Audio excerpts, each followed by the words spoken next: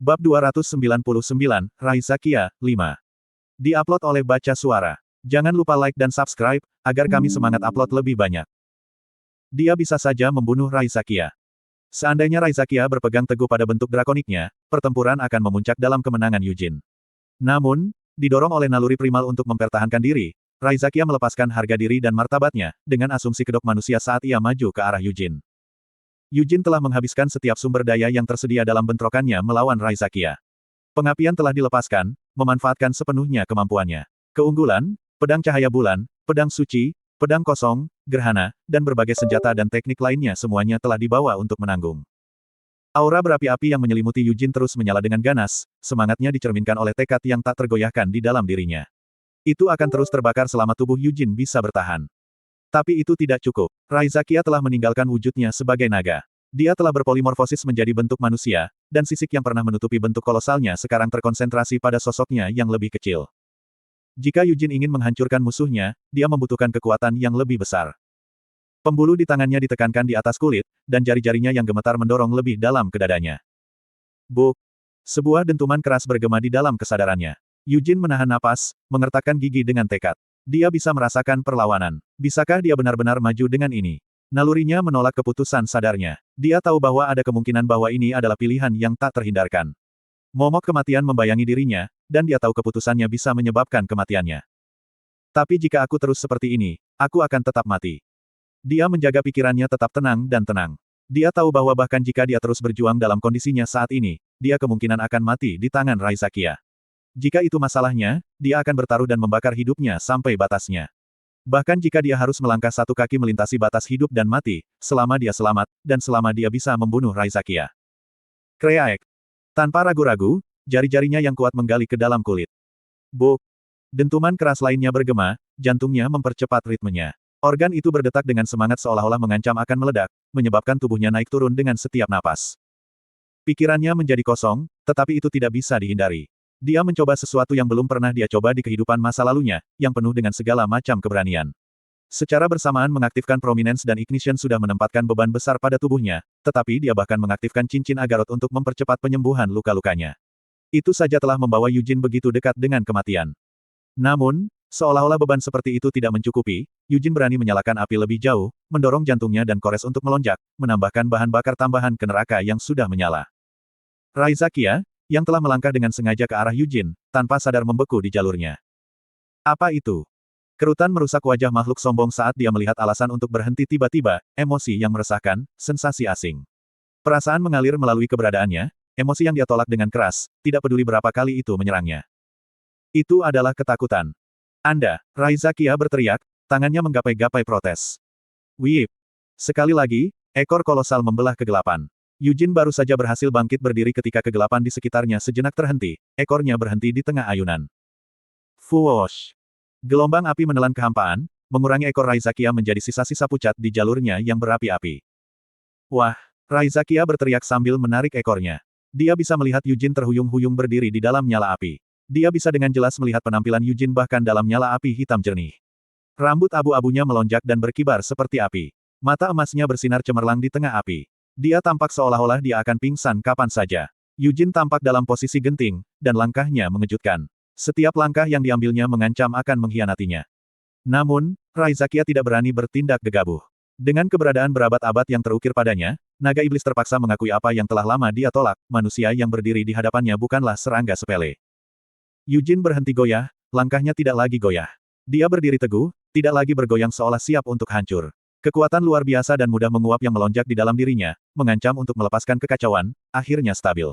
Api yang pernah membumbung tinggi, kerinduan untuk menghabiskan surga, tiba-tiba surut. Potensi besar yang dikandungnya menyatu dalam diri Yujin. Mengangkat tangan kirinya, Yujin memberi isyarat kepada pedang suci, dan itu melonjak ke genggamannya.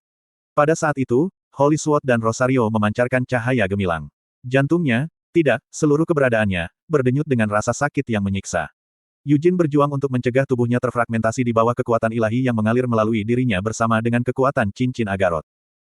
Dia tidak bisa bertarung lama. Yujin tahu bahwa dia telah menempatkan satu kaki ke alam kematian.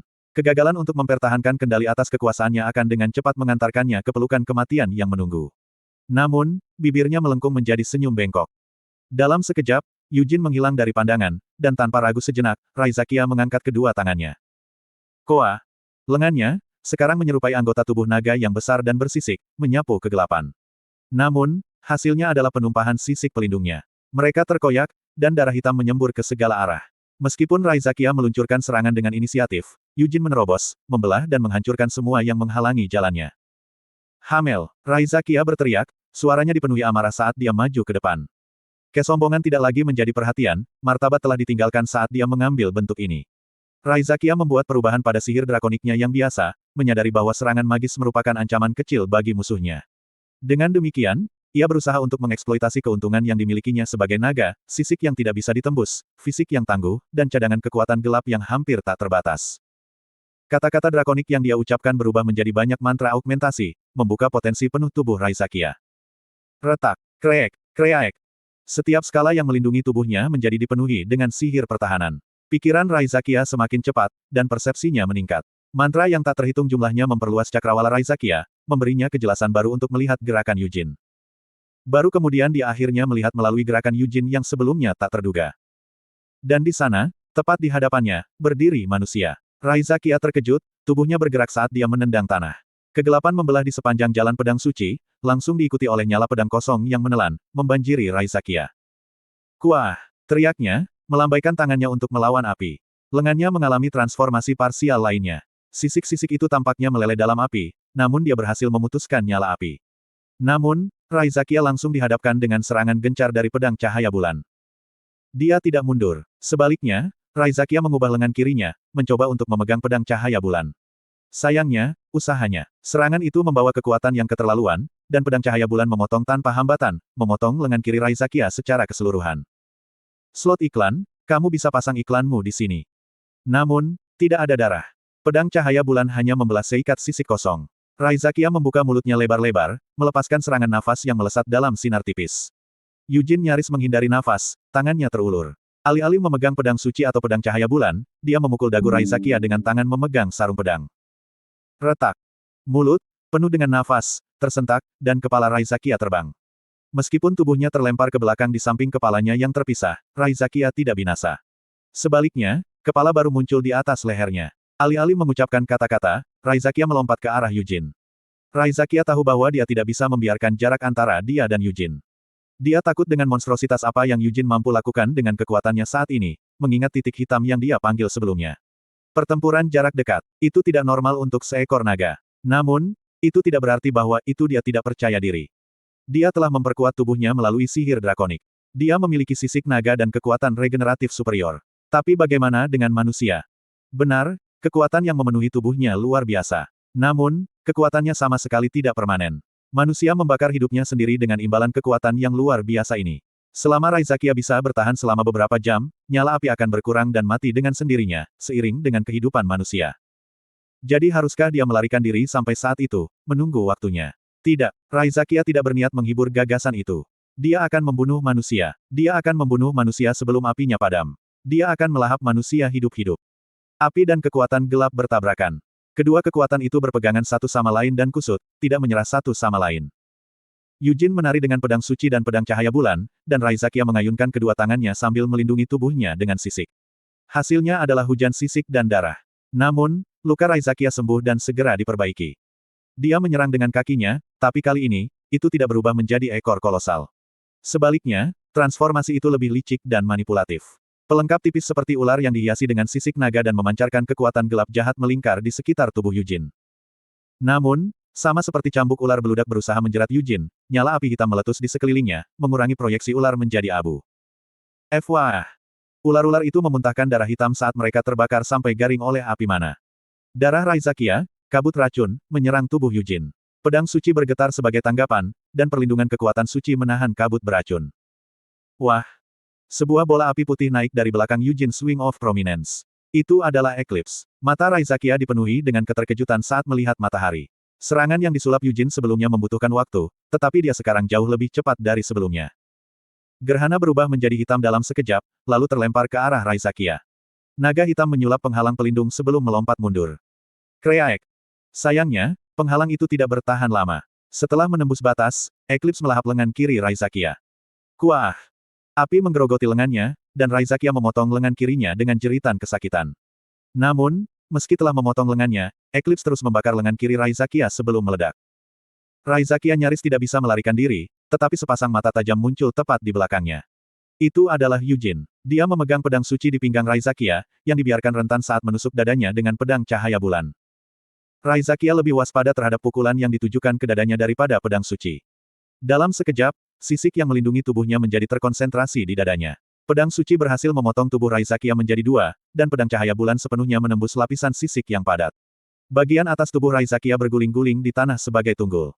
Namun, naga hitam itu utuh sekali lagi dalam sekejap mata. Raizakia menembakkan satu demi satu nafas, menstabilkan dirinya dengan menekan tanah dengan tangannya. Boom! Pemboman itu terjadi pada Yujin sebelum dia bisa menyelesaikan gerhana kedua, dan dia tidak punya pilihan selain melemparkan bola yang tidak lengkap. Ledakan mana dan apinya yang dihasilkan melonjak ke penghalang tinggi yang menghalangi rentetan nafas Raizakia. Tanpa membuang waktu, Yujin melompat ke dalam nyala api. Pedang suci memotong nyala api, atau lebih tepatnya, nyala api menempel pada bilahnya. Yujin sedang menenun api di sekitar pedang kosong yang menutupi pedang suci. Mata Raizakia bergetar kaget saat menyaksikan pemandangan itu. Naga itu telah diisolasi di ruang ini selama 2 abad, dan dia tidak dapat menyangkal fakta bahwa dia telah melemah selama waktu itu. Meskipun dia telah mengambil sebagian dari kekuatan kegelapan penyihir hitam, dia masih lebih rendah dari masa jayanya. Tetapi bahkan jika itu masalahnya, bagaimana ini bisa masuk akal? Dia bahkan telah meninggalkan bentuk drakoniknya untuk melibatkan manusia, tetapi dia gagal membuatnya kewalahan. Sebaliknya, Kuao. Raizakia tidak mau mengakuinya, dan dia tidak mau memikirkannya. Dia melolong sambil meraih Holy Sword. Lengan besar naga menghalangi jalan pedang suci, tetapi itu hancur, tidak dipotong, di bawah kekuatan Yujin yang luar biasa. Namun, Raizakia tidak mundur bahkan ketika lengannya meledak. Ekor yang dia sulap di belakangnya menggali di bawah tanah, mengarah ke Yujin. Secara alami, Yujin tidak melewatkan serangan Raizakia. The Wing of Prominence berkibar terbuka dan mengangkat lebih banyak api. Dinding api besar menghalangi ekornya, dan Yujin menggunakan momentum ledakan untuk berakselerasi lebih jauh menuju Raizakia. Yujin bisa melihat dengan sangat baik di depannya, tetapi dia juga bisa melihat kegelapan samar merambah di tepi bidang pandangnya. Perasaan firasat yang tidak menyenangkan terus beredar di sekujur tubuhnya, dan itu lebih intens dari sebelumnya. Itu adalah firasat kematian. Entah dia akan mati, atau Raizakia akan mati. Tidak ada hasil lain yang mungkin. Yujin menari dengan genting antara kehidupan dan tarian dan mencurahkan semua yang dia tawarkan. Hal-hal terus menghalangi jalannya, tetapi tubuhnya bereaksi bahkan sebelum dia bisa mendaftarkan rintangan di depannya. Itu karena tidak ada cara lain. Dia memotong, menghancurkan, dan menghancurkan sebelum menyadari bahwa apa yang menghalangi jalannya adalah segumpal sisik, pertahanan terbaik yang bisa disulap Raizakia. Namun, bertahan hanya berguna ketika Anda berhasil memblokir dan mencegah serangan. Dalam hal itu, pertahanan Raizakia tidak ada artinya. Yujin menghancurkan semua yang disulap Raizakia. Dia bisa melarikan diri dan mengulur waktu. Itu adalah pemikiran bahwa Raizakia menghibur sebentar hanya beberapa menit yang lalu sebelum langsung menolaknya. Tetapi bahkan sekarang, dia tidak mau menanggung penghinaan seperti itu, jadi dia maju. Dia akan membunuh manusia dengan tangannya sendiri, lalu mengunyah dan melahapnya. Setidaknya, itulah yang dia harapkan. Tapi sebelum dia menyadarinya, Raizakia mundur. Dia tidak bisa tidak bertanya-tanya bagaimana Yujin bisa melanjutkan keadaannya. Bukan karena Yujin menghindari semua cedera dalam pertempuran itu. Meskipun Raizakia telah meninggal beberapa kali, Yujin juga terluka. Lihat dia. Dia benar-benar berantakan. Sisi-sisinya yang robek diwarnai merah, dan bahkan organ-organnya mencuat dari tubuhnya. Saat dia mengayunkan lengannya tanpa ragu-ragu, terlihat jelas bahwa otot dan kulitnya sudah robek. Tulang patah menonjol keluar dari tubuhnya seperti duri. Kakinya, yang terus mendorongnya ke depan, patah di luar gerakan. Meski begitu, Yujin tidak berhenti. Jika Raizakia menyerang, dia menghancurkan serangan itu. Jika Raizakia menyulap penghalang, dia menerobosnya. Dia terus maju seiring dengan mundurnya Raizakia. Tidak peduli berapa banyak nafas yang ditembakkan Raizakia, hasilnya tetap sama. Bahkan setelah melukai Yujin sampai tingkat itu, Raizakia tidak bisa membunuhnya. Naga hitam melihat rambut pria itu, yang berkibar seperti nyala api. Dia bisa melihat matanya, yang berkelap-kelip seperti orang gila. Raizakia merasa takut melihat pemandangan ini. Itu juga bukan hanya rasa takut. Ini adalah teror yang melampaui ketakutan sederhana. Raizakia tersandung kembali sambil nyaris tidak berhasil tergagap. Apakah Anda benar-benar manusia? Bagi Raizakia, manusia adalah makhluk yang tidak penting. Mereka tidak layak diingat atau diakui, tidak lebih dari serangga belaka. Manusia kecil, lemah, dan banyak, seperti serangga sepele. Seperti serangga. Tidak, manusia adalah serangga. Namun, satu manusia itu, Hamel, sama sekali tidak seperti manusia. Raizakia tidak mungkin menganggap keberadaan itu kecil, lemah, dan tidak penting. Setiap napas yang dihembuskan Eugene berbau kematian dan darah. Bahkan pada saat ini, monster itu perlahan sekarat. Tapi kapan? Kapan dia akan mati? Banyak luka yang mengotori tubuh manusia tidak disembuhkan. Manusia tidak memiliki kekuatan regeneratif. Retak, retak. Retakan bergema saat Eugene merasakan organ-organnya tumpah keluar dari sisinya. Kesal, dia mendorong mereka kembali ke luka sambil mencengkeram pedangnya. Dia merobek dan menumbuk lukanya, membakarnya dengan rasa sakit yang membakar untuk menghentikan pendarahan. Tulang-tulang di kakinya retak dengan setiap langkah, jadi dia mengandalkan lengannya, sedikit mengangkat dirinya dari tanah. Tulang lengannya tidak sejajar, tetapi dia dengan paksa menyesuaikannya kembali, menolak untuk menyerah. Semuanya membuat Raizakia ketakutan. Naga hitam masih goyah dan mundur. Ayo, kata Eugene dengan suara retak. Jangan lari. Lari, itu adalah hal yang memalukan, tetapi Raizakia tidak bisa mengaum sebagai tanggapan. Boom! Ledakan-ledakan. Saat Eugene mendekatinya, suara yang datang dari tubuhnya semakin keras. Mustahil untuk percaya bahwa ketukan yang keras dan kuat seperti itu bergema dari tubuh yang rusak. Itu adalah suara detak jantung Eugene. Bagi Raizakia, ketukan itu terasa seperti langkah kaki maut yang mendekatinya.